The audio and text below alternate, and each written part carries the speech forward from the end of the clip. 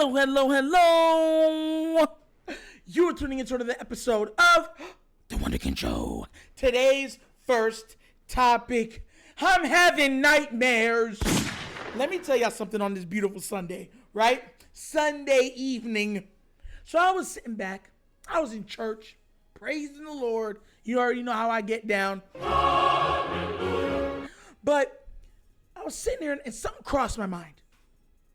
And because the word of the church is pretty much God sometimes giving you what you want, but what you want not being part of his plan. So I was thinking about the Ravens. And in my head, I was just like, how would that even correlate to the Ravens? And then a very bad thought or a nightmare that I had re-entered my psyche. And the nightmare was pretty much this. We win this year. We win. Go out there, we break records. Lamar looks amazing, wins MVP.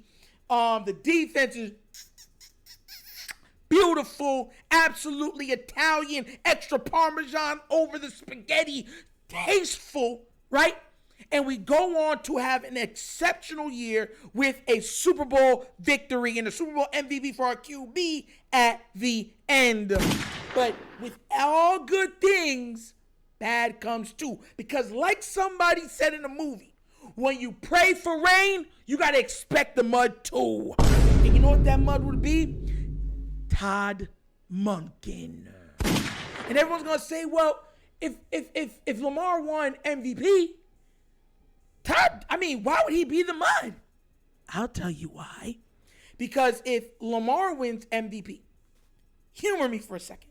If Lamar Jackson wins MVP, and this team's offense looks absolutely dynamic, breathtaking, there is going to be, because you have to understand there's dynamics to everything, right?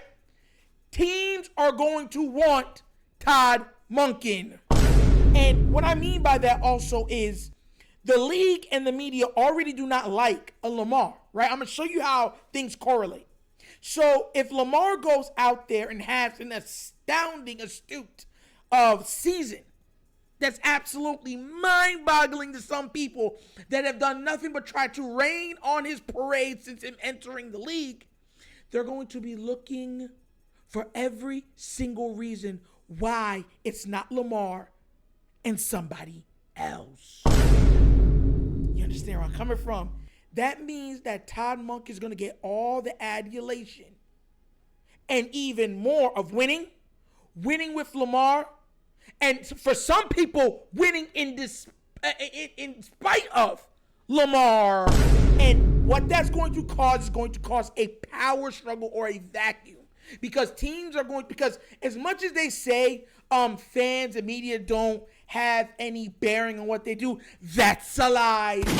It does. It really does. Because they think a lot of those people up in the high up think just like fans. Do not let it go out with their thinking that they don't.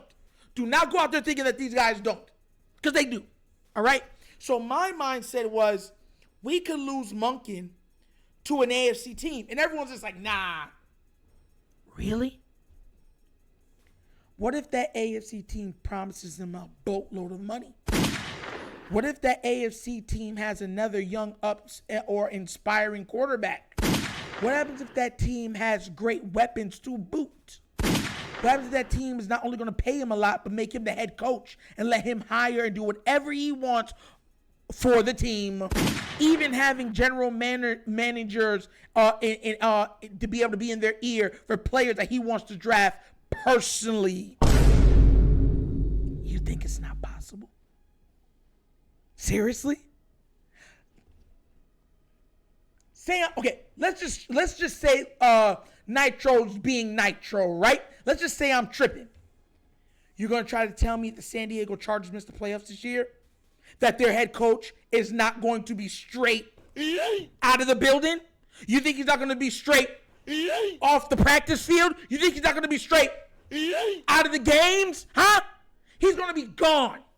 Sayonara. Buenas noches. So, bro, if he has the ability to win for Lamar, and let's say they get everything off, they would pander to him and say, look, come be our head coach. You would get to coach Justin Herbert and all of these weapons we've surrounded him with, Austin Eckler, and you'll get to play in the beautiful state of California. And as we've all known, all those California teams seem to be able to find all of the money that they need to coerce or to keep players that they want, regardless of the salary cap. Regardless. So that was my nightmare. I'm like, bro, and everyone's like, well, we would have got one, so who cares? That's you thinking small. This team, if we win this year, has a chance to be a dynasty. I'm talking 2 or 3 titles in 4 or 5 years. If Todd Monken is everything that everybody in my comment section, on my Twitter feed, group messaging is telling me that he is, then that can be an upcoming problem that we do not want to happen. Because listen, every coach aspires to be a head coach. Do not let them lie to you. Every single one of them do. They want to be a head coach. They want to run their own ship. They want to pick who they want to pick. They want to be the head honcho. They don't want to be having to be called into question about anything that they do. The only person they want to be able to report to is the owner. So don't be like, oh no, he's too old and he won't do that because what? If a team dangles enough money at him and the ability to become a head coach and the ability to coach a Justin Herbert level type player, you're gonna say it's not a possibility? It's not. There's a lot of, and I always say this, coaching plays probably the most significant effect in football more than any other professional sport I've ever witnessed. So coaching and coaches have a large part to do in the winning culture that is built for teams. And everybody knows this. So owners are willing to put money up for guys that can get them a ring. I want y'all to think about this too. How good would his resume look? He would, think about this real quick. Let's say we win this year. He would have gotten Jameis Winston to throw for under him, he would have a quarterback to have thrown over 5,000 yards, 30 touchdowns in Tampa, right? Okay. He would have an MVP who they would say got him back to an MVP level, because that's what they're going to say. I'm telling you what the media is going to spin it as, okay? Got him back to an MVP level and this offense to one of the top 5 offenses in the league. So he would be an NCAA winning coach, right? A quarterback guru and a Super Bowl winning offensive coordinator. And they'll call him an offensive rejuvenator. Yo, that's a ball right there, bro. An offensive rejuvenator. Because that's what they're going to say. He brought the juice back to Baltimore. You're going to think that if they dangle one of those new young quarterbacks, perfect example. Let's say the Bengals don't make the playoffs this year. Let's just say the Bengals miss the playoffs with all of their weapons, because we know the Browns play them well. We play them well when we have Lamar. So we're not going to be losing to them like that, neither the Browns. So let's say that they miss the playoffs and there start to be some murmuring, chit-chat, blah, blah, blah. And they say, you know what? We seen this guy up close and personal and what he did with Lamar in this offense. What could he do with Joe Burrow with these type of weapons? With a Jamar Chase, a T. Higgins, a Tyler Boyd, and company. You're going to tell me he wouldn't take it? Huh? You see where my mind works? Listen, this is the offseason, so I get to dive into a lot of different constructs of thought. But this could happen. And everybody telling me, oh, Nitro, don't worry about it. You're telling me, like, are we so, like, that's what gets me mad with a lot of people, right? Because I said this before in multiple previous episodes. I said, if Todd Monken comes in and wins, this would mean that if they would have changed sooner, we would have won more Super Bowls. Some fans would just be like, well, just be happy with the one that we got this year. Who cares?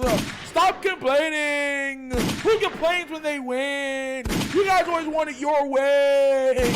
Like BK.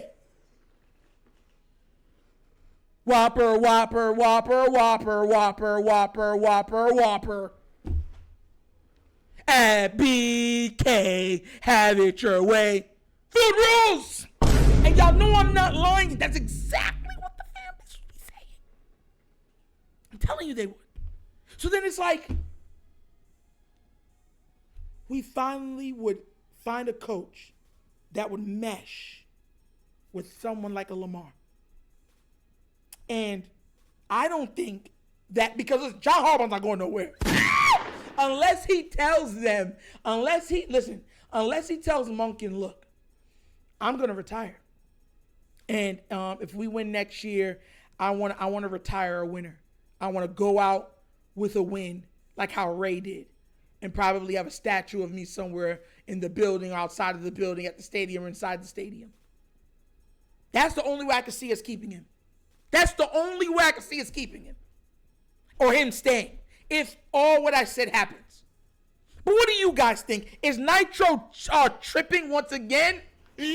Because if I am, I need y'all to let me know. Because like I told y'all before, these coaches want to man their own ship.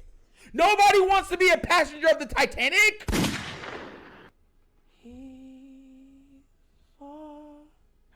Wherever you are. They want to lead it. Even if it's a sinking ship, they want to know that they sunk doing it their way. They want to know they want to sunk doing it their way. That's how leaders are. That's how a lot of strong-willed people are. If they're going to lose, they want to lose their way. But tell me what y'all think. Do you think that if we win with Todd Monken this year, right? He's gone out of Baltimore. One and done. Gone is Monken. Like that one NSYNC song. Bye, bye, bye, bye, bye. If you really want to make it up, I just want to tell you that I had enough. Gone. But let me know what y'all think, all right? But once again, that's another episode of The Wunderkind Show. Thank you all for watching. You know we have fun and we joke and we laugh over here, but everything we talk about is rooted in what? Facts and truth. Please remember, like, subscribe, hit that notification bell, and leave a comment. I love the comments. Just be respectful when you leave them. That's all I ask, and we'll have no problems. And if you would like to donate to this channel, bottom of the screen is a QR code. You can see it right there, and it leads you to a Cash App. The Cash App is how we do all donations. It is in the description of every video that we do. And the name of it is The Wunderkind Show. Also available is the Patreon. You want extra access to me, to this platform, to what we are building. That's how you do it. So many things that you get once you become a Patreon user. So go out there and buy that, and especially when the regular season comes, and we're going to have a fun time, and you're going to have a lot of extra access to go along with your contribution, okay? But once again, this is The Wunderkind Show. This is your host, Nitro, signing off, and as always, you guys know my slogan. Peace. And I am out of here. Yerp.